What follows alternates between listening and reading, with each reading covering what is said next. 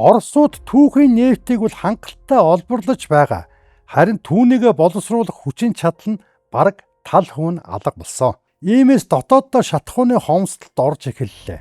Засгийн газар нь дотоод зах зээлээ хамгаалах зорилгоор бензин, дизель түвшний экспортод хатуу хориг хязгаарлалтуудыг шат дараалан тогтоосон бөгөөд энэ хоригоо 2027 оны ихэнх хүртэл сунгаад байна. Оросын холбооны улсын засгийн газраас гаргадаг экспортын хориг хязгаарлалтын тогтоолуудад Монгол улс шууд утгаараа хамаардаггүй.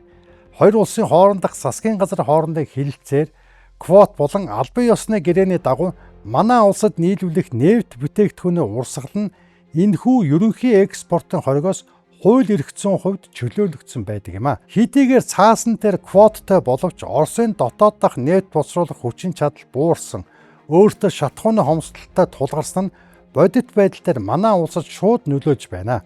Орос улс дотоодынхоо хэрэгцээг нэн тэргүүнд тавьж байгаа тул гэрээт хуваар хойшлох, нийлүүлэлт саадах, тээвэр логистикийн хүндрэл үүсэх үндсэн шалтгаан нь болж байгаа юм.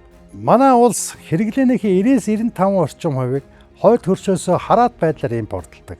Тиймээс Оросын үйлдвэрүүдийн энэхүү технологийн болон геополитикийн хямрал нь манай шатахуун түгээх станцуудад дараалал үүсэх, хязгаарлалт тогтоогдох, үнийн тогтвортой байдал алдагдах эрсдлийг бий болгож байна. Засгийн газар нефт импортлогч компаниудад татврын хөнгөлөлт үзүүлж, нөөц бүрдүүлэх замаар үүнийг зөөлдөхийг хичээж буй нөхцөл байдал үнэхээр хүнд хэвээр байгаа юм а.